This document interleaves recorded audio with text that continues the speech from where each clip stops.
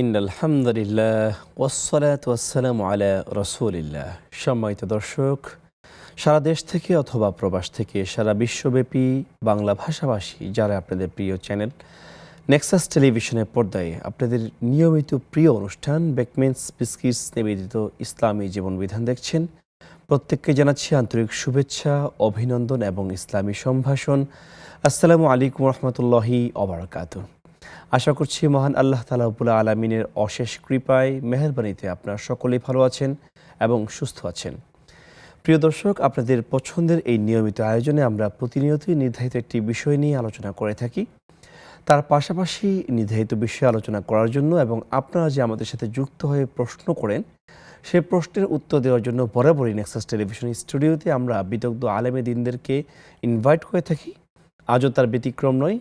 আজকে আপনাদের মাঝে উপস্থিত হয়েছেন দেশবরেণ্য আলেমে দ্বীন, বিশিষ্ট মিডিয়া ব্যক্তিত্ব, আপনাদের পরিচিত শায়েখ মাওলানা মুফতি আব্দুস সালাম, সিনিয়র মুহাদ্দিস, জামিয়া শরীয়া মালিবাগ, ঢাকা। আসসালামু আলাইকুম রহমতুল্লাহি ওয়া বারাকাতুহু। ওয়ালাইকুম আসসালাম ওয়া রাহমাতুল্লাহি ওয়া বারাকাতুহু। শায়েখ, আপনি কেমন আছেন? আলহামদুলিল্লাহ, আপনি কেমন আছেন? আলহামদুলিল্লাহ, আল্লাহ ভালো রেখেছেন। আপনাকে অসংখ্য কৃতজ্ঞতা জ্ঞাপন করছি আপনার ব্যস্ততম মূল্যবান সময় থেকে নেক্সাস টেলিভিশনে আমন্ত্রণে সাড়া দিয়ে স্টুডিওতে আসার জন্য। জাযাকুমুল্লাহ খায়রা। প্রিয় দর্শক, আপনারা তো প্রতিনিয়তই আমাদের সাথে যুক্ত হন। এই মুহূর্তে যারা টেলিভিশনে আমাদের সাথে যুক্ত আছেন, আপনারা কিন্তু চাইলে সরাসরি আমাদের সাথে ফোন কলে কথা বলতে পারেন, জানিয়ে রাখতে পারেন আপনার প্রশ্নগুলো। সেক্ষেত্রে স্ক্রিনে প্রদর্শিত দেখানো নাম্বারে সরাসরি ফোন করে আমাদের সাথে কথা বলতে পারেন, অথবা এই মুহূর্তে যারা ফেসবুক লাইভে যুক্ত হয়েছেন আপনারা কিন্তু চাইলে মন্তব্যের ঘরে আপনাদের গুরুত্বপূর্ণ প্রশ্ন, জিজ্ঞাসা, মতামত যে কোনো কিছু লিখে রাখতে পারেন। সেখান থেকে গুরুত্বপূর্ণ প্রশ্নগুলো নিয়ে আমরা অবশ্যই আলোচনা করবো ইনশাআল্লাহ। প্রিয় দর্শক, আজকে আমাদের বিষয় হচ্ছে হজ কবুলের প্রতিবন্ধকতা। প্রতি বছরে আসলে লাখ লাখ মানুষ হজ করে। আসলে হজ করলে ফায়দা কি এবং হজ করলে আসলে সেটা কবুল হচ্ছে কিনা, এটা একটা গুরুত্বপূর্ণ ম্যাটার। আমরা যদি দেখি, গত বছর 25 সালে প্রায় 16 লক্ষ মানুষ হজ করতে গিয়েছিল। বাংলাদেশ থেকে প্রায় 85,000 প্লাস মানুষ হজে গিয়েছিল। এই বছর প্রায় 87,000 মানুষ হজের রেজিস্ট্রেশন করেছে। তার মধ্যে থেকে 76,000 মানুষ পরবর্তীতে কনফার্ম করেছে।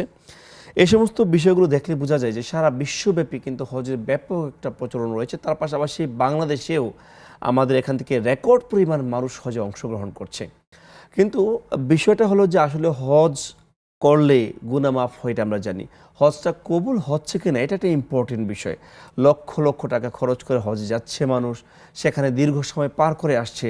দিন শেষে তার অ্যাচিভমেন্টটা আসলে কি, কোন কোন বিষয়গুলো সামনে আসলে পরে হজটা কবুল হয় না, এই বিষয়গুলো আমরা জানবো। প্রথমে একটু শায়েখের কাছে জানতে চাই যে হজ তো আসলে সবাই করে, কিন্তু কবুল হজ এবং কবুল না হওয়া হজের মধ্যে আসলে পার্থক্য কি? আসলে আপনি চমৎকার একটি বিষয়ের অবতারণা করেছেন। এই মৌসুমে হজের সিজন চলছে। হজের মাস শাওয়াল, জিলকাদ, জিলহজ। আল হাজ্জু আশহুরুম মালুমাত। সেই নির্দিষ্ট মাসই চলছে যেখানে যেই সময় এলে হজের জন্য এহরাম বাঁধা যায়। এই সময় হজের আলোচনাই প্রাসঙ্গিক। হজ হলো ইসলামের অন্যতম রুকন বা পঞ্চরুকন। ওয়ালিল্লাহি আলান নাস হিজ্জুল বাইত মান ইসতাতা ইলাইহি সাবিলা। যে শারীরিকভাবে এবং আর্থিকভাবে সক্ষম, আল্লাহ রাব্বুল আলামিনের নিমিত্তে।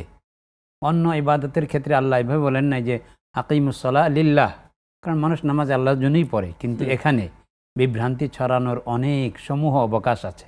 এই জন্য আল্লাহ পাক আগেই বলে দিয়েছেন যে হাজি নাম লেখানোর জন্য না হয়, প্রদর্শনীর জন্য না হয়, লিল্লাহ, শুধু আল্লাহকে রাজি করার জন্য যে হয়। আলান নাস, মানুষের উপর কর্তব্য হলো হিজ্জুল বাইত মান ইসতাতা ইলাইহি সাবিলা। সক্ষমতা, শারীরিক এবং আর্থিক সক্ষমতা যাদের আছে তারা করবে। কথা হলো যে হজ আমরা তো যাই, এবং মুমিন মাত্রই আপনি স্বাভাবিক ইবাদতবন্দি করার পরে মনের ঈশান কোণে একটি আশা সবসময় জিয়ে থাকে, যদি আল্লাহর ঘরে একটু যেতে পারতাম। এই আকাঙ্ক্ষা মুমিন মাত্রই ভেতরে লালন করে থাকে, আজন্ম লালিত স্বপ্ন। তো এই জন্য আমরা যাই। কারো সাধ্য কুলায়, কারো স্বাদ আছে কিন্তু সাধ্য না থাকাতে এখনও সম্ভবপর হয়ে ওঠেনি বা উঠছে না। তো যারা গিয়েছেন, যাচ্ছেন, তাদের জন্য প্রধান কর্তব্য হচ্ছে, রাসূলুল্লাহ সাল্লাল্লাহু আলাইহি ওয়াসাল্লাম ইরশাদ করেছেন, ইয়াতি আলান নাসি জামানুন ইয়াহুজ্জু আগনিয়াহুম লিল সুমআতি ওয়ালির রিয়াই, যে এমন সময় আসবে যখন ধনীরা হজ করবে প্রদর্শনের জন্য, লৌকিকতার জন্য। জি শেখ, চমৎকার একটা পয়েন্ট তুলে ধরেছেন। এই পয়েন্টে আমরা আলোচনা শুনবো। আমাদের সাথে একজন দর্শক যুক্ত হয়েছেন, আমরা প্রশ্নটি নিয়ে নিচ্ছি ইনশাআল্লাহ। আসসালামু আলাইকুম ওয়া রাহমাতুল্লাহি ওয়া বারাকাতুহু। প্রিয় দর্শক, আপনি কি শুনতে পাচ্ছেন? হ্যালো, আসসালামু আলাইকুম। ওয়ালাইকুম আসসালাম ওয়া রাহমাতুল্লাহি ওয়া বারাকাতুহু। প্রিয় বোন, শুনতে পাচ্ছি, আমার প্রশ্নটি করুন। দুইটা প্রশ্ন। আমার প্রথম প্রশ্ন হলো, আমরা একটা ওজিফা বুঝি, ওজিফার মধ্যে দরুদে তাজ এবং এই দোয়ে গঞ্জিল আরো লেখা আছে, এগুলোর মধ্যে অনেক সওয়াব। এগুলা কি হাদিস সম্মত পড়া যাবে কিনা? আচ্ছা আচ্ছা আচ্ছা সেটা। আচ্ছা, আর দ্বিতীয় প্রশ্ন হইলো, হুজুর, এই আমার এই প্রতিবেশী, মানে আমার বান্ধবী, এই মনে করেন আজকে 8-10 দিন হয়েছে মারা গেছে। জি মানে উনি মারা যাওয়ার পরে আমার কি যে একটা অস্থিরতা, আমি খাইতে পারি না, ঘুমাইতে পারি না, মানে সবসময় তার কথাই খালি মনে হয়। হ্যাঁ, মৃত্যুর কথা মনে হয়। আমি সূরা ইয়াসিন পড়ি, সকালে আর-রহমান পড়ি, এবং ঘুমের সময় আমি সিম্পল, তারপরে সূরা হাসরের আয়াত, আয়াতুল কুরসি এগুলো পড়ে আসি। সারাক্ষণ আমি জিকিরের মধ্যে থাকি, জি, কিন্তু জি। আমার মনে মধ্যে কোনো স্বস্তি পাইতেছি না হুজুর। জি আপনার খালি ভয় ভয় লাগে, আমি একলা গড়েও থাকতে পারি না। এখন আমি হুজুর কি করতে পারি, আমাকে একটু বলবেন। আচ্ছা আচ্ছা, প্রিয় বোন, আপনার অবস্থা বুঝতে পেরেছি। আমাদের সাথে তো ইনশাআল্লাহ উত্তর পেয়ে যাবেন। আমাদের সাথে আরো দর্শক যুক্ত হয়েছেন। আসসালামু আলাইকুম ওয়া রাহমাতুল্লাহি ওয়া বারাকাতুহু। ওয়ালাইকুম আসসালাম ওয়া রাহমাতুল্লাহি ওয়া বারাকাতুহু। জি প্রিয় বোন, প্রশ্নটি আমি করুন। মৃত্তিকামণি বলছিলাম বাড়িধারা থেকে। জি জি স্যার, আমার কোয়েশ্চেন হচ্ছে যে আমার আব্বু লাংস ক্যান্সারে মারা গিয়েছেন। জি তো ডক্টর ওনাকে টোটালি সিগারেট খেতে নিষেধ করে দিয়েছিলেন। যেহেতু উনি স্মোকিং অ্যাডিক্টেড ছিলেন, তো উনি মারা যাওয়ার আগেও আম্মুর কাছে সিগারেট চাইতেন।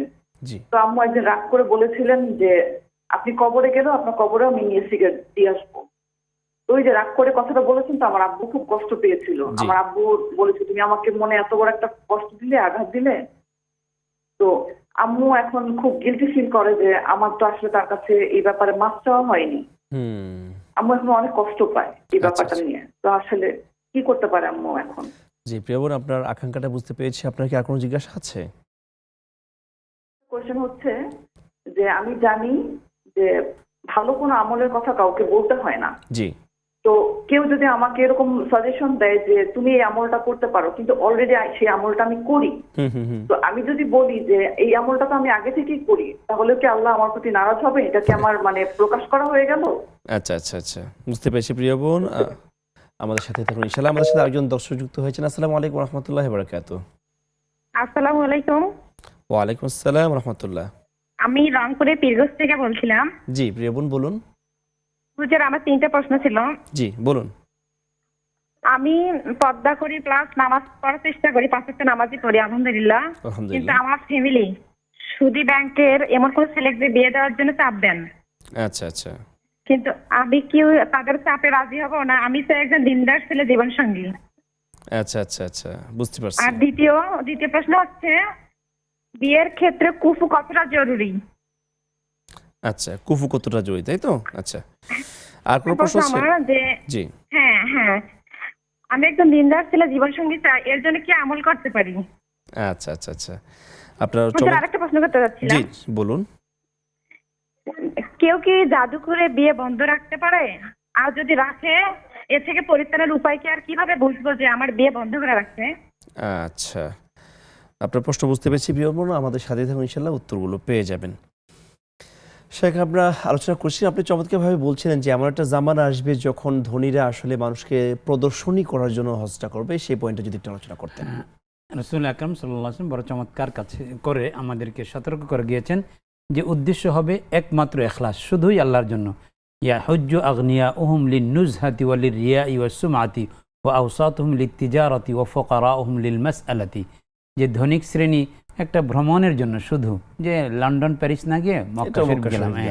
আবার কেউ যাবে যে প্রদর্শনী আছে যে আমি এতবার গেলাম, মানুষকে দেখাবো এবং প্রসিদ্ধি অর্জন, আমি হাজি নামটা লিখতে পারবো, ইত্যাদি ইত্যাদি প্রশ্ন থাকে। এবং যারা মধ্য শ্রেণী আছে তাদের কথা বলেছেন যে অনেকে ব্যবসার উদ্দেশ্যে যাবে। হজের সময় আপনি কিছু কেনাকাটা করেন কিংবা কিছু বিক্রি করেন, আপত্তির কিছু নেই।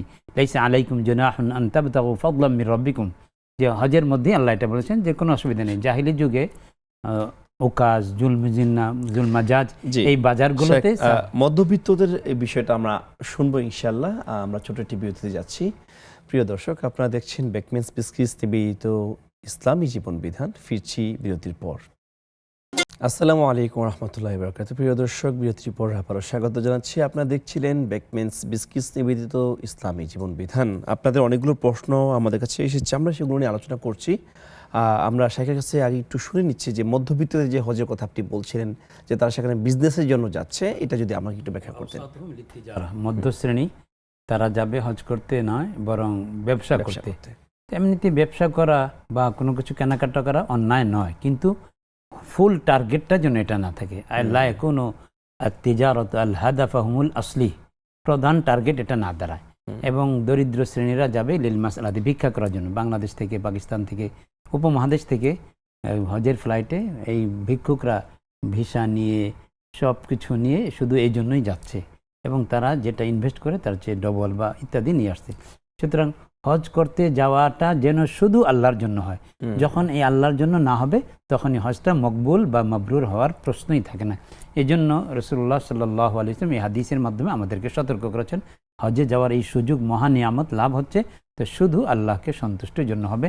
লিআন্নাল হাজ্জা ইয়াহদিমু মা কানা ক্বাবলাহু, জি। সকল গুনাহ মাফ করে দেয় আগে যা হয়েছে। জি শেখ, চমৎকার একটা বিষয় আপনার থেকে শুনলাম। আমরা একটু প্রশ্নতে চলে যাচ্ছি। আমাদের অনেকগুলো প্রশ্ন জমা পড়ে আছে। আমাদের এক দর্শক প্রশ্ন করেছেন যে দুরুদে তাজ এবং ওজিফাতে অনেক দোয়া পাওয়া যায়, সেগুলো আসলে আমল করা যাবে কিনা?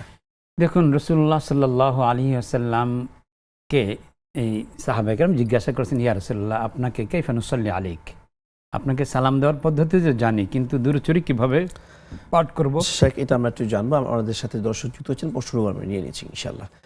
আসসালামু আলাইকুম রহমতুল্লাহি ওয়া বারাকাতুহু।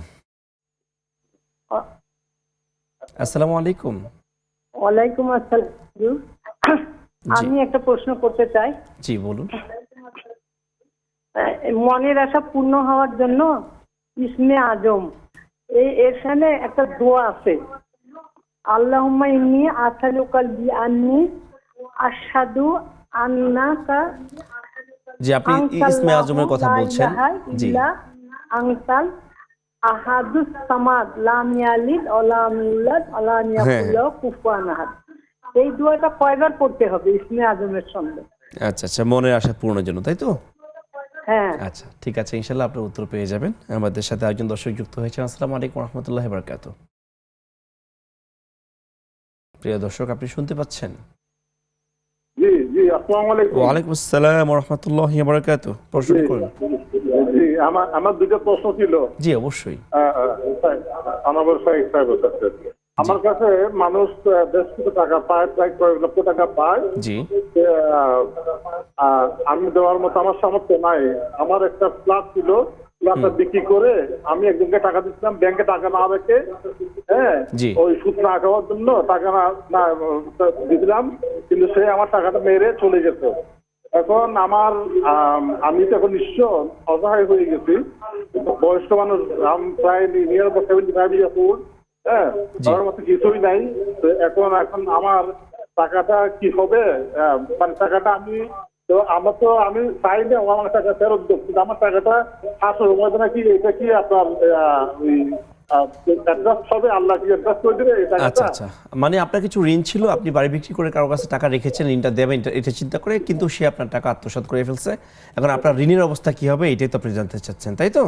জি জি, আচ্ছা। হ্যাঁ, জি জি, জি, হ্যাঁ। ইনশাআল্লাহ আপনার প্রশ্ন বুঝতে পেরেছি। আমরা এই বিষয়ে নিয়ে আলোচনা করব, আমাদের সাথেই থাকুন। আমাদের সাথে আরেকজন দর্শক যুক্ত হয়েছে। আসসালামু আলাইকুম রহমতুল্লাহি ওয়া বারাকাতুহু।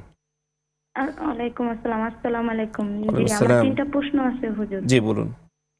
আমার প্রথম প্রশ্নটা হলো, আমাদের কিছুদিন আগে মাহে রমজান চলে গেছে, তো সাধারণত মেয়েদের যে সমস্যাটা হয়ে থাকে, পিরিয়ডের যে রমজানগুলো ভঙ্গ হয়, ওগুলো কি পুনরায় রাখতে হয়? আচ্ছা। আর দ্বিতীয়ত প্রশ্ন হলো, কিছুদিন আগে আমার মা মারা গেছে, তো উনি মারা যাওয়ার আগে আমাদের এলাকায় যে ওয়াজ মাহফিল গুলো হয়, ওগুলাতে কোনো এক মাদ্রাসা উনি মানত করছিল যে উনি চাউল দিবে। জি তো আমি এটা আমার খালামুনির ধারায় জানতে পারি, কিন্তু উনি এখন মারা গেছে রিসেন্টলি। জি তো উনি কোন মাদ্রাসায় মানে মানত করতে সেটা আমি সঠিক জানি না, তো আমি কি যে কোনো মাদ্রাসাতে দিয়ে দিতে পারবো? আর আচ্ছা।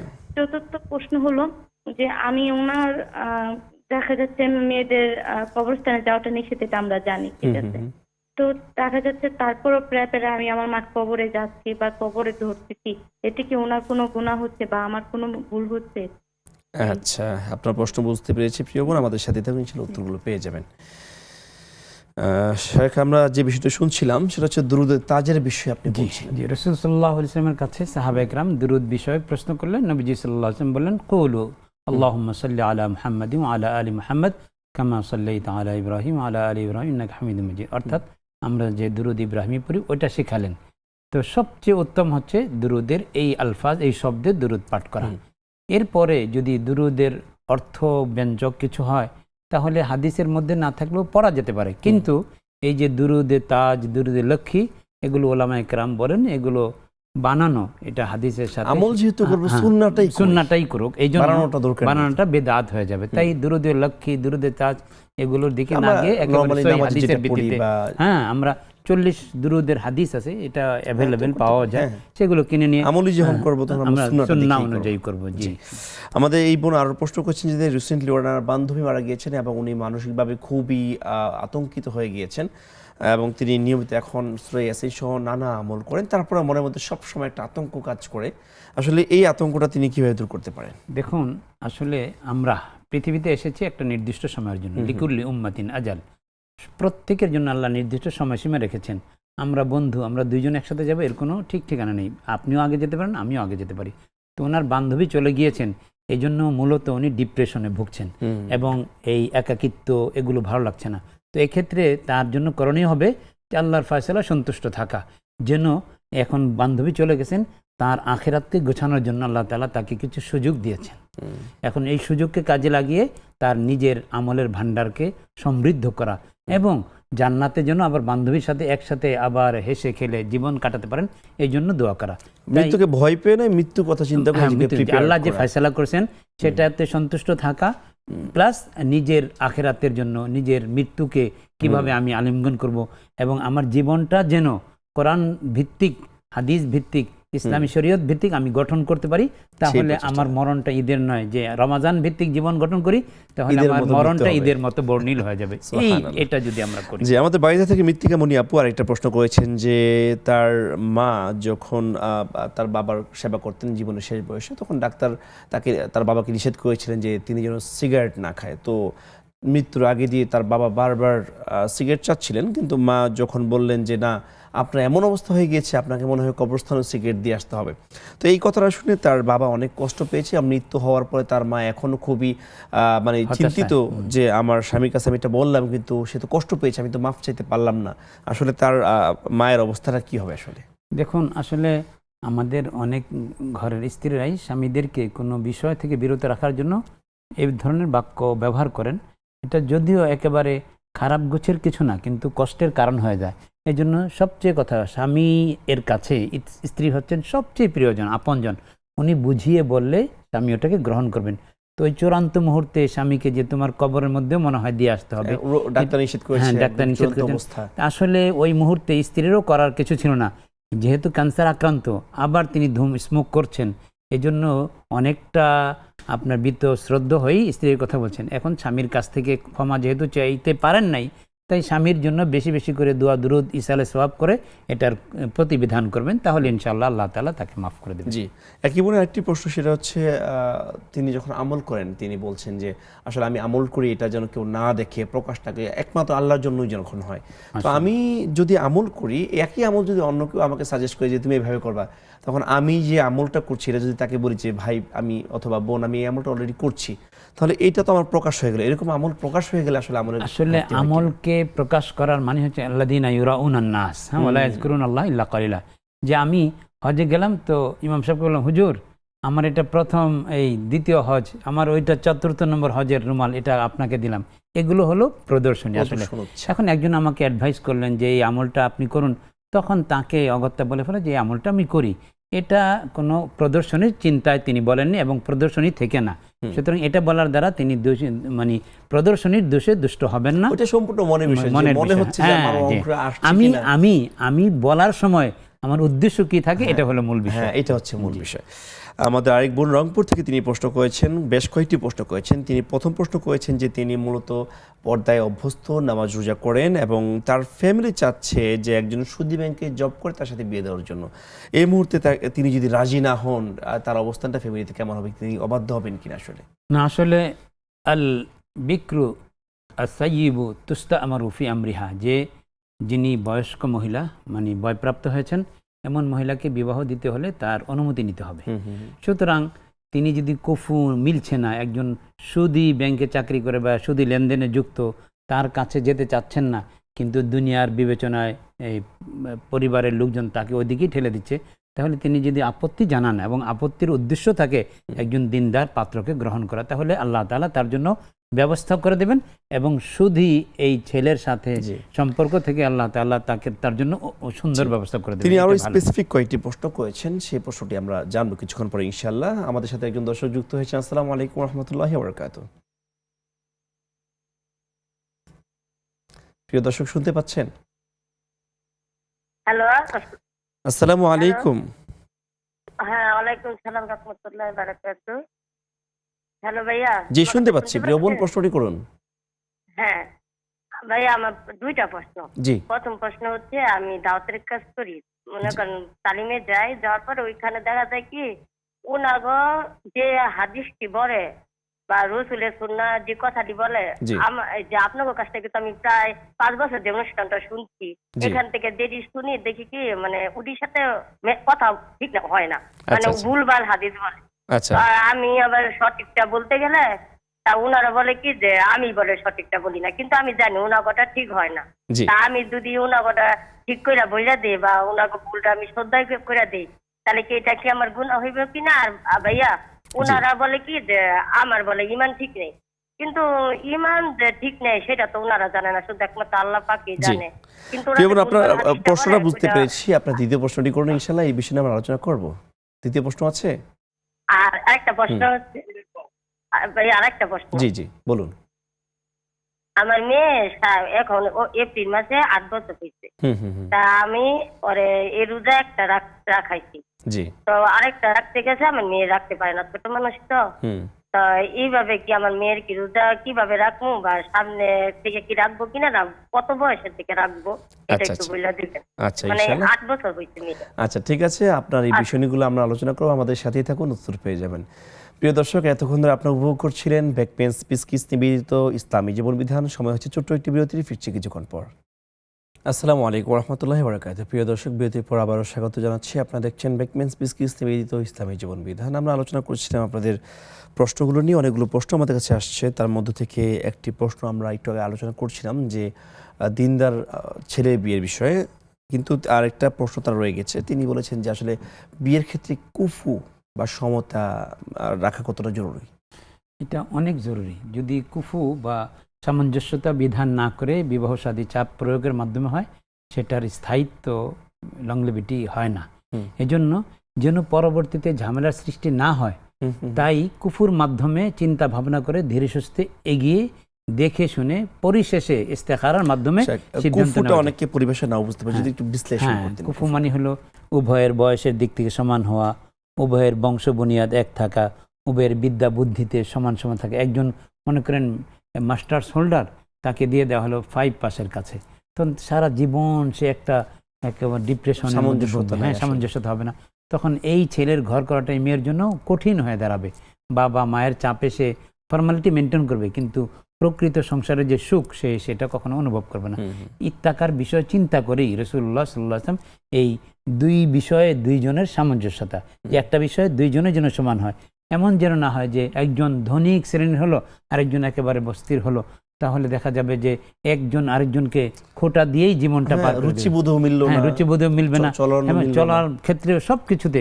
আর এই সামান্য জিনিসটা তুমি বুঝতেছো না, তখন তাদের একবারে পান থেকে চুন খসলেই থেকে ঝগড়া লেগে যাবে। জি, আরেকটা প্রশ্ন ছিল যে দিনদার ছেলে পাওয়ার জন্য কোনো আমল আছে? ধন্যবাদ। আসলে মুসা আলাইহিস সালাতু ওয়াস সালাম এর বিবাহের সময় তিনি শুআয়ব আলাইহিস সালামের সেই জায়গায় গেলেন, মিশরে তার উপর আক্রমণ হবে ইত্যাকার চিন্তায় তিনি আশ্রয়ের খুঁজে গেলেন। গিয়ে দেখলেন 2 জন কিশোরী কন্যা বাবার হয়ে এই পশুকে পানি পান করাচ্ছে। তো সবাই পানি পান করে নিচ্ছে, তারা আসতেছে না। তারা চিন্তা করছে এরা গেলে আমি পান করাবো আমরা। তখন তিনি তাদের হয়ে পান করিয়ে দিলেন। তো সেই পর্যায়ে তার রসুল এই মুসা আলাইহিস সালাতু ওয়াস সালামের জীবনের উন্নতির ধারা শুরু হলো। তখন তিনি দোয়া করেছিলেন, রব্বি ইন্নী লিমা আনজালতা ইলাইয়া মিন খাইরিন ফাকির, যে প্রভু আমার প্রতি যে কল্যাণ তুমি নাজিল করবে আমি এটার মূলত ভিখারি। এই দুয়ার মাধ্যমে আল্লাহ তাআলা তার বিবাহের বন্দোবস্ত করলেন, তার একেবারে থাকার ব্যবস্থা হলো, তার জীবনের মধ্যে আমূল পরিবর্তন হলো। এই জন্য বুজুর্গানে দিন বলেন যে কোনো অবিবাহিত পাত্র পাত্রী যদি এই দোয়াটা করে তাহলে তাদের বিবাহের ব্যবস্থা হবে এবং আর্থিক সচ্ছলতা ফিরে আসবে। তারা দোয়াটা যদি শেখ একবার বলতেন, রব্বি ইন্নী লিমা আনজালতা ইলাইয়া মিন খাইরিন ফাকির। অনেকে নোট করে তো এইজন্য আমরা জিজ্ঞাসা করলাম। রব্বি ইন্নী লিমা আনজালতা ইলাইয়া মিন খাইরিন ফাকির, হে আল্লাহ তুমি আমার প্রতি যে অনুগ্রহ কল্যাণ দিবে নাজিল করবে এর আমি সত্যিকার অর্থেই ভিখারি। বোনের একটা প্রশ্ন ছিল যে জাদু করে অথবা ব্ল্যাক ম্যাজিক করে আসলে কারো বিয়ে বন্ধ করা যায় কিনা? এটা আসলে জাদু করার মাধ্যমে কারো ক্ষতি করা, বিয়ে বন্ধ করা, এটা কারো ক্ষতি করার শামিল। যেখানে আমাদের রসুল সাল্লাল্লাহু আলাইহি ওয়াসাল্লাম জাদুর শিকার হয়ে তিনি একেবারে 6 মাস খুব জীর্ণশীর্ণ হয়ে গেছিলেন, স্মৃতিভ্রম হয়ে গেছিল। আয়েশা রাদিয়াল্লাহু আনহাকে বলেন যে আমি নবীজির কাছে জিজ্ঞাসা করি এই কাজ করেছেন? তিনি বলতে হ্যাঁ করেছি, আসলে তিনি করেননি। তো স্মৃতিভ্রম হয়ে যেত। তখন আল্লাহ পাক রব্বুল আলামিন তাকে এই জাদুটোনা থেকে বাঁচানোর জন্য মুআওয়াযাতাইন কুলিয়াইহুল কুল ফালাক নাস এটা শিখালেন। তো তিনি সেই এগুলো ফু দিলেন, আর ওই যেই জাদুটোনা করা হয়েছিল সে এক একটা সুতো খুলে গেল। নবীজি সাল্লাল্লাহু আলাইহি ওয়াসাল্লাম ফাসবাহা নাশীতান তাইয়িবান নাফস, একেবারে ফুরফুরে মেজাজে নবীজি সাল্লাল্লাহু আলাইহি ওয়াসাল্লাম নতুন জীবন লাভ করলেন। এজন্য জাদুটোনা দূর যেন এগুলোর প্রভাব বিস্তার করতে না পারে, অন্তত পক্ষে কুল ইয়া আইয়ুহাল কাফিরুন, কুল ফালাক নাস এগুলো এবং আয়াতুল কুরসির মাধ্যমে আল্লাহর কাছে আশ্রয় চাওয়া উচিত। যে শেখ আমাদের পরবর্তী প্রশ্ন হচ্ছে, এক বোন প্রশ্ন করেছেন যে মনের আশা পূরণের জন্য ইসমে আজম পড়া অথবা এটা কিভাবে নিয়ম কি হতে? হ্যাঁ, ওই যে বোন বলেছিলেন যে আল্লাহুম্মা ইন্নী আসআলুকা ওয়া আশহাদু বিআন্নী আন্নাকা আনতাল্লাহুল আহাদুস সামাদ আল ফারদুল্লাযী লাম ইয়ালিদ ওয়া লাম ইউলাদ ওয়া লাম ইয়াকুল লাহু কুফুয়ান আহাদ। যেই সমস্ত দোয়াগুলোর মধ্যে ইসমে আজম আছে তার মধ্যে এটাও একটা। এজন্য এই দোয়াটা মুখস্থ করা এবং এটা বেজুর সংখ্যায় পড়া। ওই যে জিজ্ঞাসা করেছেন তিনি যে কত সংখ্যায় পড়তে হবে, সব দোয়ার ক্ষেত্রে অন্তত বেজুর, ইন্নাল্লাহ বিত্রুন ইউহিব্বুল বিতরা, আল্লাহ নিজে বেজুর সংখ্যাকে তিনি পছন্দ করেন। সেই বিবেচনায় দোয়ার ক্ষেত্রে 7 বার 9 বার 21 বার বা বেজুর সংখ্যায় পড়লে এটার ফল পাওয়া বেশি আশা করা যায়। যে আমাদের আরেক বোন ভাই প্রশ্ন করেছেন যে তার থেকে অনেক মানুষ টাকা পেত, তো টাকাটা দেওয়ার জন্য উনি কি করেছেন, ফ্ল্যাটটা বিক্রি করেছেন। এই বিষয়টা আমরা একটু জানবো। আমাদের সাথে একজন দর্শক যুক্ত হয়েছেন, প্রশ্নটি নিয়ে নিচ্ছি ইনশাআল্লাহ। আসসালামু আলাইকুম রহমতুল্লাহি ওয়া বারাকাতুহু। প্রিয় দর্শক শুনতে পাচ্ছেন? হ্যাঁ, আসসালামু আলাইকুম। ওয়া আলাইকুম আসসালাম ওয়া রাহমাতুল্লাহ। আমি কি একটা প্রশ্ন করতে পারি? অবশ্যই। কি এমন আমল করলে আমার বড় হলেও আমার ইমানটাকে ধরে রাখতে পারি? বড় হলে কি ধরে রাখতে হবে? ইনোভেটিভ ঈমান। আচ্ছা আচ্ছা, বড় হলে কিভাবে ঈমান ধরে রাখতে পারবো? হ্যাঁ, আচ্ছা ঠিক আছে। আর কোনো প্রশ্ন আছে? না। আচ্ছা, ইনশাআল্লাহ। তো শাইখ পরবর্তী যে প্রশ্ন আমরা যাচ্ছিলাম সেটা হচ্ছে যে ঋণের বিষয়টা নিয়ে, যে তিনি ঋণ পরিশোধ করার জন্য ফ্ল্যাটটা বিক্রি করেছেন। ফ্ল্যাটটা বিক্রি করার পরে ওই টাকাটা যে আসছে, ওই টাকাটা তিনি অন্য কারোর কাছ থেকে রেখেছেন যেন সুদ না হয়। যার কাছে রাখছেন উনি আবার ওই টাকা আত্মসাৎ করে ফেলেছেন। এখন তার কাছে তো অনেক পাওনাদার রয়ে গেছে, তার কাছে কোনো টাকা পয়সাও নেই। এমত অবস্থায় কি যিনি টাকা আত্মসাৎ করছেন এবং যারা পায়, আল্লাহ কি এটা কোনো ক্রস করে দিবেন কিনা? আসলে দেখুন, আসলে বান্দার হক আল্লাহ তাআলা মাফ করেন না। তবে একথা আছে হাদিসের মধ্যে, কেউ যদি ঋণ গ্রহণ করে এবং তার উদ্দেশ্য থাকে ফেরত দেওয়া, তাহলে আল্লাহ তাআলা তাকে বন্দোবস্ত করেই দেন। এই ভাই যেহেতু ফ্ল্যাটটাই বিক্রি করে দিয়েছেন, জীবনের মানে একেবারে পরম সম্পদটা বিক্রি করেছেন ঋণ আদায়ের জন্য, এখন সেটা সুদ না হয় এক ভাইকে দিয়েছেন, আমানত হোক বা ব্যবসার জন্য, সেই ভাই এক চম্পট, সে আত্মসাৎ করে দিয়েছে। এখন আশা করা যায় যে আল্লাহ তাআলা তার অন্য কোনো মাধ্যমে তার ঋণগুলো আদায়ের ব্যবস্থা করে দেবেন। তবে ওই ওনার আত্মসাৎ করার কারণে এদিক দিয়ে ঋণ আদায় হয়ে যাবে এমনটা ভাবা ঠিক হবে না। না কিয়ামতের দিন যদি দেখা যায় যে তার গুনাহের ভারটা সে নিল, মানে সে যে আত্মসাৎ করছে তার গুনাহের ভারটা সে নিল, দেখা যায় একটা এভারেজে একটা না, তা তো ফয়সালা ঠিক আছে, তা তো ঠিক আছে, কিন্তু তাই বলে আমি যাদের কাছ থেকে ঋণ নিয়েছি এটা ছেড়ে দিলে হবে না। হ্যাঁ হ্যাঁ বানা, হ্যাঁ। এটা পরিশোধ করতে হবে। জি শেখ, আমাদের আরেক বোন প্রশ্ন করছেন যে রমজানে মেয়েদের পিরিয়ড হওয়ার কারণে যে রোজা রাখতে পারে না, এই রোজাটা পরবর্তী কিভাবে রাখবে? ধন্যবাদ। আসলে মেয়েদের তো এটা শাইউন কাতাবাহুল্লাহ আলা বানাতি আদম, আদম কন্যাদের জন্য আল্লাহ তাআলা এই বিধানটা রেখে দিয়েছেন, এটা করার কিছু নেই। তখন তো শাওয়াল মাস আসলে অথবা শাওয়ালের পরে অন্য মাসে যখন শারীরিক সুস্থতা বোধ করেন, ধীরে ধীরে ওটাকে যত তাড়াতাড়ি সম্ভব আদায় করে নেবেন। এটার জন্য নির্ধারিত কোনো সময়সীমা বা মাস নেই। ওনার সুস্থতা বোধ হওয়া সাপেক্ষে মানে যদি 10টা রোজা ভেঙে যায় বা আরও কম বেশি হয়, তাহলে এই মাসে রাখলাম 4টা, ওই মাসে 4টা বা 5টা, বা এই মাসেই শেষ করে দিলাম, আমি আগামীকাল বাঁচবো কিনা এর তো গ্যারান্টি নেই। সেই বিবেচনা উনি এটা ভালো করে সিদ্ধান্ত নেবেন যে এই মাসে আমি কি পুরাটা পারবো কিনা, না সামনের মাসও লাগবে। তো এইভাবে 1-2 মাস করে যতটা সম্ভব সামনের রোজা আসার, আগামী রোজা আসার আগে আগে তিনি এটা শেষ করে দিবেন। জি, আরেক বোন প্রশ্ন করেছেন যে গ্রামে যে মাহফিলগুলো হয়, তো তার মা এক মাদ্রাসায় মানত করেছে যে চাউল দিবে, তো মা মারা গিয়েছে। পরবর্তীতে প্রিয় বোন খালার কাছ থেকে জেনেছে যে তার মা কোনো এক মাদ্রাসায় মানত করেছে, কিন্তু কোন মাদ্রাসায় মানতটা করেছে সে জানেন। এখন তিনি মানতটা কিভাবে পূরণ করবেন? জি, আসলে মান্নত এটা হয় আলাল ফোকারা, দরিদ্রদের কল্যাণার্থে। সুতরাং মা যদি নির্দিষ্ট কোনো কিছু বলে যেতে না পারেন, তাহলে মা যদি জীবিত থাকতেন তিনি নির্দিষ্ট কোথাও দিতেন, এটা মায়ের ব্যাপার ছিল। কিন্তু এখন মায়ের পক্ষে কার্যকরী হবে, ফলপ্রদ হবে যে কোনো জায়গায়, যে কোনো ধর্মীয় প্রতিষ্ঠানে বা গরিব ফকির মিসকিনদেরকে খাওয়াইলে বা চাল দান করলে তারা এটা আহার হিসাবে নেবে, সেই আহারের মাধ্যমে তার মায়ের প্রতি ইসালে সওয়াব হয়ে যাবে। জি, মা যখন মারা গিয়েছে, এখন তো মেয়ের আবেগ কাজ করে স্বাভাবিক। তিনি শুনেছেন যে মেয়েদের কবরস্থানে যাওয়া উচিত না, তারপর তিনি মায়ের কবরস্থানে যান, এক্ষেত্রে আসলে কোনো গুনাহ হবে কিনা? আসলে মেয়েদের কবরস্থানে না যাইতে মানে নির্দেশ যে যাবে না, নিষেধ করার কারণ হচ্ছে যে মেয়েরা ধৈর্য হারিয়ে ফেলে, বাবা মায়ের কথা চিন্তা করলে তারা একেবারে হতাশায় নিমজ্জিত হয়ে যায়, শুধু এই জন্যই নিষেধ করা হয়েছে। এমনিতে আপনার যে নবীজি সাল্লাল্লাহু আলাইহি ওয়াসাল্লাম প্রথম দিকে নিষেধ করেছিলেন যে ইন্নী কুনতু নাহাইতুকুম আন জিয়ারাতিল কুবুরি ফাজুরুহা ফাইন্নাহা তুযাক্কিরুল আখিরাহ, যে এক সময় আমি তোমাদেরকে কবর জিয়ারত করতে নিষেধ করেছিলাম, কিন্তু এখন এটা তোমরা জিয়ারত করো, কেননা কবর জিয়ারত আখিরাতের কথা স্মরণ করিয়ে দেয়। এখন সাধারণত মহিলাদের ক্ষেত্রে ধৈর্য স্থৈর্য কম থাকার কারণে ওলামা ইকরাম নিষেধ করেন। কিন্তু কোনো মহিলা যদি নিজেকে সংবরণ করে সুন্নাহ ভিত্তিক শরীয়তের যে পর্দা পর্দা ইত্যাদি কন্যা যে একেবারে তারা তো মানে বুক চাপড়ানো ইত্যাদি বিষয়গুলো বেশি করে, ইত্যাদি যেগুলো বিদআত হিসেবে গণ্য, সেগুলো না করে তিনি যদি সুন্নাহ ভিত্তিক কবর জিয়ারত করতে পারেন তাহলে আপত্তি নেই, এবং এই বোন যে গিয়েছেন এটাতে মানে তিনি গুনাহগার হবেন না। আমাদের আরেকটা প্রশ্ন, আমাদের এক বোন প্রশ্ন করেছেন যে তিনি নিয়মিত তালিমে যান, তো তালিমে গেলে দেখা যায় উনি শুনতে পান যে অনেক হাদিস বা অনেক কিছু আমাদের কথা যেগুলো মানে আমাদের প্রোগ্রাম তিনি দীর্ঘদিন ধরে দেখছেন, তাহলে কোনটা সুন্নাহ এবং কোনটা সুন্নাহর বিপরীত তিনি এটা জাজ করতে পারছেন। যখন তিনি আমাদের মতামতগুলো সহিহ জিনিসগুলো সেখানে বলছেন, তখন তারা বলছে যে তুমি কোত্থেকে এগুলো নিয়ে আসছো, তোমার তো ঈমান শেষ হয়ে গেছে, তোমার তো গুনাহ হবে, তো এই ধরনের কথাবার্তা বলে। আসলে উনি যে এখানে বলতেছেন এই কথাগুলা, ওনাকে ইন্টারাপ্ট করা বা এগুলো করা ওনার বৈধ কিনা? আসলে যিনি 5 বছর ধরে বা দীর্ঘ সময় ধরে ওলামা একরাম থেকে এই প্রশ্নোত্তর বিষয়টা শুনছেন, তার একটা পারদর্শিতা পারঙ্গমতা এসে যাওয়াই স্বাভাবিক। এই বোনেরও তাই হয়েছে। এখন গ্রামে অনেক সময় যে অল্প বিদ্যা ভয়ঙ্করী, তারা বিভিন্ন কিছু জাল হাদিস দিয়ে তালিম করে বোনের কাছে এগুলো বাধে, তিনি বলেন।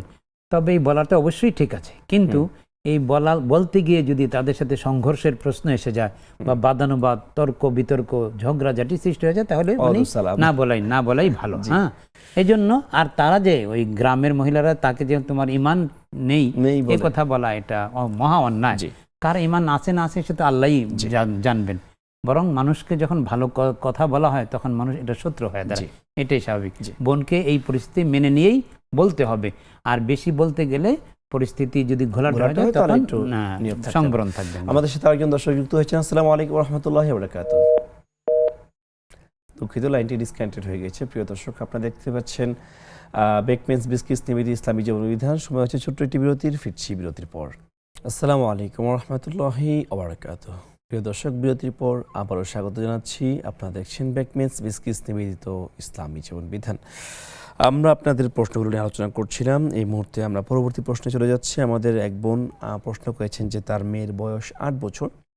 এবছর রমজানে তিনি তার মেয়েকে দিয়ে রোজা রাখার ট্রাই করেছিলেন, একটা রোজা রেখেছে, পরবর্তী রোজাতে তার একটু স্বাস্থ্যগত ঝুঁকি হয়েছে। এখন তিনি প্রশ্ন করেছেন যে এখন ছোট মানুষ হলে কত বছর বয়স থেকে রোজা রাখাটা আসলে বাধ্যতামূলক? মেয়েদের ক্ষেত্রে তো যখন মেয়ে বয়প্রাপ্ত হয়ে যায়, বয়প্রাপ্ত হয় আপনার 9 বছর থেকেই সাধারণত, যখন তার মেন্স শুরু হয়ে যাবে। তো 8 বছর হয়ে গেছে, তো সামনের বছর তো 9 বছর হয়ে যাবে। তো শরীয়তের দৃষ্টিকোণ থেকেও যদি স্বাস্থ্যগত কোনো অসুবিধা না থাকে তাহলে 9 বছর থেকেই তাকে রোজা রাখতে বাধ্য করা। আর যদি শারীরিক ত্রুটির কারণে দেখা যাচ্ছে এখনও সে ওই পর্যায়ে যায়নি, তাহলে ওই পর্যায়ে যাওয়া পর্যন্ত অপেক্ষা করে তাকে মাঝে মাঝে রাখাইলো যাতে অভ্যাস হয়। আর এমনি কম্পালসারি হবে তার পরবর্তী রমজান থেকে। জি জি, শেখ আমাদের আরেকজন প্রশ্ন করেছিলেন যে আসলে একদম ছোট বাচ্চা মনে হলো, সে বলল যে বড় হয়ে কিভাবে আসলে ঈমানটা সে ধরে রাখতে পারবে। চমৎকার। আসলে আজকের যত প্রশ্ন এসেছে আমার কাছে মনে হয় যে সবচেয়ে দামি প্রশ্ন এই ছোট্ট মানুষটি করেছে। আল্লাহ তার জীবনে বারাকাত দিয়ে আমল করলে মূলত ঈমানটা ধরে রাখা যায়। এত ভালো লেগেছে, আল্লাহু আকবার। কারণ একজন মুমিন বান্দা আল্লাহর কাছে যাবে ঈমান নেই, এর চেয়ে বড় কিছু আর হতে পারে না। তুমি মানে সব কিছু, money is lost, nothing is lost, health is lost, nothing is lost, কিছুই এটা হারালো, কিছুই হারালো না। কিন্তু ঈমান is lost, everything is lost. একজনের ঈমান হারা হয়ে গেল তাহলে সব কিছু হারিয়ে গেল। তা আল্লাহ পাক যেন এই ছোট্ট মাসুম বাচ্চাটিকে ঈমানের উপর থাকার তৌফিক দান করেন। তা আমরা বলবো যে এখন বড়দের থেকে আম্মু আব্বু যদি দিনদার হন, তারা যে নামাজগুলো আদায় করছেন তাদের কাছে গিয়ে সেগুলো শেখা, আর পর্যায়ক্রমে বাবা মার তত্ত্বাবধানে থেকে কিংবা কোনো মহিলা মাদ্রাসা বা কোনো দিনদার কোনো আলিমার কাছে গিয়ে যে একজন মেয়ে বড় হতে থাকলে তার প্রতি শরীয়তের কী কী বিধান আসে এগুলো আপনার শিখে নেওয়া এবং এইভাবে ঈমানের আমালগুলোর উপর স্থায়ীভাবে আমল করার জন্য দৃঢ় সংকল্প করা। ইনশাআল্লাহ এভাবে যদি চলতে থাকে তাহলে তিনি, এই মেয়েটি ইনশাআল্লাহ ঈমান এর উপর বড় হয়। একটা দোয়া আমরা শুনেছিলাম যে রাসূল বললেন যে আমাদের দাজ্জাল থেকে যে ফিতনা থেকে বাঁচতে পারে, একটা দোয়া এরকম হাদিস আমরা পেয়েছি। এগুলো মিন আউযুবিকা মিন ফিতনাতিদ মাসিহিদ দাজ্জাল। কারণ ঈমানের ভয়ঙ্কর কারণ হলো যে দাজ্জাল শরীয়তের মধ্যে এমন বিভ্রান্তি ছড়াবে, সে যেটাকে জাহান্নাম বলবে ওটা মূলত জান্নাত। তো এই জন্য এই বিভ্রান্তি যে ঈমানের ফেরিব, এই দাজ্জালের প্রতারণা থেকে মুক্ত হয়ে আমি যেন সহি ঈমানের উপর থাকতে পারি, এটার উপর আল্লাহ, এটার জন্য আল্লাহর কাছে দোয়া করা। জি শেখ, আমরা একটু টপিকে ফিরে যাচ্ছি। আমাদেরটা আপনি চমৎকার বিষয়ে বলছিলেন যে ধনীরা যাচ্ছে লৌকিকতার জন্য, মধ্যবিত্তরা যাচ্ছে ব্যবসা করার জন্য, গরিবরা যাচ্ছে ভিক্ষা করার জন্য। তো মধ্যবিত্তরা দেখা যায় অনেক সময় অনেক হজের মুআল্লিম যারা আছেন, হজ করতে গিয়ে দেখা যায় ব্যবসা উদ্দেশ্যে স্বর্ণ কিনেন, তো একসাথে অনেকগুলো স্বর্ণ আনলে তো তার ট্রেড লাইসেন্স নাই, আবার ট্যাক্সের একটা বিষয় থাকে। এই জন্য তিনি কী করেন, তার আন্ডারে যদি 20-30 জন হাজি থাকে সেক্ষেত্রে ডিস্ট্রিবিউশনটা করে দিচ্ছেন, পরে এয়ারপোর্ট থেকে বের হয়ে নিয়ে যাচ্ছেন। আসলে এইভাবে করে বিজনেস করাটা বৈধ কিনা? এটা সম্পূর্ণ অবৈধ হবে, কারণ হাজিরা যান নিজেদের টাকায়। এখন তাদেরকে নিজের ব্যবসার, ওই মুআল্লিম সাহেব নিজের ব্যবসার জন্য বাহন বা আপনার মাধ্যম বানাচ্ছেন। তো যারা হজে যাবেন বা উমরা যাবেন তারা এই জাতীয় মানে শরীয়ত বিরোধী বা ব্ল্যাক মেইলিং কাজে নিজেকে জড়াবেন না। কারণ উনি যিনি স্মাগলিং বা স্বর্ণের ব্যবসা করলেন, ট্যাক্স ফাঁকি দিলেন, ট্যাক্স ফাঁকি দেওয়া এটাও শরীয়তের আইনের লঙ্ঘন। যে দেশে আমি থাকি এই ট্যাক্স দেওয়াও তো শরীয়তের নির্দেশ। তো এই জন্য ট্যাক্স ফাঁকি দেওয়ার জন্য আমাকে আপনাকে ব্যবহার করছে শরীয়তের আইন লঙ্ঘন করার জন্য। আমি আরেকজনের শরীয়ত বিরোধী কাজের জন্য কেন ব্যবহৃত হব? এই জন্য হাজিরা এতে সাড়া দিবেন না, কারণ আপনি তো তার অনুকম্পায় যাচ্ছেন না, আপনি আপনার টাকা যাচ্ছেন, তিনি বরং আপনার এই টাকা থেকে কিছু প্রফিট করছেন, ব্যবসা করছেন। সুতরাং ব্যবসার উপর ব্যবসা, আপনাকে একে তো আপনার থেকে ব্যবসা করলেন, এই 1 লাখ টাকার মধ্যে কিছু কম বেশি তিনি ব্যবসা করলেন, আপনাকে নিয়ে গেলেন, আবার আপনাকেই ব্যবসার বাহন বানিয়ে এই স্মাগলিং বা এই স্বর্ণ চোরাচালানি ব্যবসায় আপনাকে যুক্ত করলেন। তো এই জন্য যারা হজ বা উমরা যাবেন, কারো আমি বাহক হিসাবে ব্যবহৃত হব না, আমি শুধু আল্লাহর জন্য যাচ্ছি। ইন্নী যাহিবুন ইলা রাব্বি সায়াহদিন, আল্লাহ আমাকে পথ দেখাবেন, আল্লাহর জন্য যাচ্ছি, আমি যেন আল্লাহর সন্তুষ্টি নিয়ে ফিরে আসতে পারি, এটা মুখ্য হওয়া দরকার। আর হজ্জে মাবরুর যেটা, যে মকবুল হজ, যেখানে আপনার এখলাসের কমতি থাকে, যেখানে হারাম মাল দিয়ে হজ করা হয়, যেখানে হজের বিধিবিধান লঙ্ঘন করা হয়, ফামান হাজ্জা ফিহিন্নাল হাজ্জা ফামান ফারাদা ফিহিন্নাল হাজ্জা ফালা রাফাসা ওয়ালা ফুসুকা ওয়ালা জিদালা ফিল হজ। তর্কে জড়ানো, ঝগড়াঝাটিতে জড়ানো, পাপাচারিতে লিপ্ত হওয়া এগুলো সম্পূর্ণ নিষিদ্ধ। এবং যে আমার হজ থেকে ফেরার পরে আমলের মধ্যে আমূল পরিবর্তন হলো কিনা, এটা আমার হজ কবুল হওয়া না হওয়ার আলামত হিসেবে। যদি দেখি যে আমি আগে সুদির ব্যবসা করতাম, এখন আরও বেশি করে করছি, আবার আমি মানুষকে ঠকাতাম, এখন আরও ডবল ঠকাচ্ছি, আমি মানুষের সাথে বিভিন্ন রকমের প্রতারণা করতাম, ওয়াদা খেলাফি করতাম, এগুলো দেদারসে চালিয়ে যাচ্ছি, তাহলে আমার হজ মানে হলো যে ওই জায়গাটা একটু ভ্রমণ হলো বটে, কিন্তু প্রকৃতপক্ষে হজের যে স্বাদ, প্রকৃত রূহ, সেটা আমার অর্জিত হলো না। যদি আমার আমূল পরিবর্তন হয়, আমি নেগেটিভ লাইফ থেকে পজিটিভ লাইফে আসতে পারি, তাহলে বোঝা যাবে যে আমার আসলে হজটা কবুল হয়েছে। এই জন্য রসুল সাল্লাল্লাহু আলাইহি ওয়াসাল্লামকে জিজ্ঞাসা করা হয়েছিল যে ইয়া রাসূলুল্লাহ ওয়ামা বিরুল হজ, হজ কীভাবে মকবুল হয় আল্লাহর কাছে? তখন তিনি বলেছিলেন যে ইতআম ও ইফশাউ সালাম ও তৈবুল কালাম, যে আমলি জিন্দিগি পরিবর্তন করা, মানুষের সাথে চলাফেরায় কথাবার্তার মধ্যে মিষ্ট ভাষা ব্যবহার করা, মানুষকে কষ্ট না দেওয়া, মানে এক কথায় হকুকুল্লাহর পাশাপাশি হকুকুল ইবাদকে যথাযথ মূল্যায়ন করার মাধ্যমে আল্লাহর বিধান প্রয়োগের ক্ষেত্রে, কার্যকরী করার ক্ষেত্রে এক ধাপ যদি এগিয়ে যেতে পারি, তাহলে আমি বুঝতে পারবো যে আমার হজ আল্লাহর দরবারে কবুল হয়েছে, আর না হলে নয়। এক কথায় যে হজ কবুলের প্রতিবন্ধকতাগুলো কি কি, যদি একটু আউটলাইন আকারে আমাদের দেখুন, প্রথমেই হলো যে ইখলাসের কমতি, ইন্নামাল আমাল বিন্নিয়াত, আমি যেই নিয়তের ভিত্তিতে যাচ্ছি আল্লাহ ওই নিয়তই আমাকে দিবেন। এজন্য নবীজি যখন ইহরাম বাঁধতেন বলতেন আল্লাহুম্মা হাজ্জাতুন লা রিয়া ওয়ালা সুমআতা ফিহা, আল্লাহ এমন হজ করার তৌফিক দিও যে হজের মধ্যে ইখলাসের কমতি থাকে না, অর্থাৎ লৌকিকতা কিংবা প্রসিদ্ধি অর্জনের নিয়ত না থাকে। এটা নবীজি বলতেন, হাজ্জাতুন লা রিয়া ওয়ালা সুমআতা ফিহা, তার মানে আমাকেও ওই নিয়ত করে যেতে হবে, প্রসিদ্ধি বা লৌকিকতার নিয়ত যেন আমার মধ্যে না থাকে। আমি এসে আল হাজ, আমি এসে হাজি অমুক, অথচ আমি হজের পরও যথারীতি আমি দাড়ি কামাচ্ছি, সুন্নত লঙ্ঘন করেই চলেছি, অথচ আমার নাম হাজি। আমি সিনেমার নির্মাতা, অথচ আমি হাজি অমুক লিখছি। আমার কি আল্লাহর কাছে নিজেকে পেশ করার একটু ভয় আসে না, যে আমি মানুষকে অশ্লীলতার আহ্বান জানাচ্ছি, আবার আমার নামের সামনে আমি হাজি লাগাচ্ছি, হাজি ডিপজল, নাউজুবিল্লাহ, কথার কথা ইত্যাদি ইত্যাদি, যে আমি অন্যায় করছি আর সেখানে হজের উপাধিটা ব্যবহার করছি, এটা খুবই অন্যায়। তো 2 নম্বর হলো হারাম অর্জন, হারাম মাল দিয়ে হজ করলে দায়িত্ব মুক্তি ঘটবে, কিন্তু এই হজ কবুল হবে না নিশ্চিত করে বলা যায়। আমি আদম ব্যবসা করলাম, একজনকে ইতালি পাঠানোর কথা বলে আমি তার পুরো টাকাটাই মেরে দিলাম, আমি হজে গেলাম এবং আমি বড় আলখেল্লা পড়লাম, এটা কাজে একদম শেষ পর্যায়ে চলে আসছি। আপনি যেহেতু বলছেন এটা হচ্ছে নিয়ত সহি করা হচ্ছে এবং হারাম, এবং হজের যে বিধিবিধান আছে এগুলো যথাযথভাবে পালন করা। একজনে হজে গেলেন কিন্তু ওকুফ আরাফা যেটা মেন হজ ওটাই করলেন না, তাহলে তার হজ কবুল করতে হবে, ফরজ ওয়াজিবগুলো মেনটেন করতে হবে এবং ইহরামের বিধিনিষেধ মেনে চলতে হবে। ইহরাম অবস্থায় কিছু বিধিনিষেধ থাকে, সেগুলো মেনে চললে ইনশাআল্লাহ আল্লাহ তাআলা হজ কবুল করার ব্যবস্থা করবেন। শেখ ধন্যবাদ সময় দেওয়ার জন্য।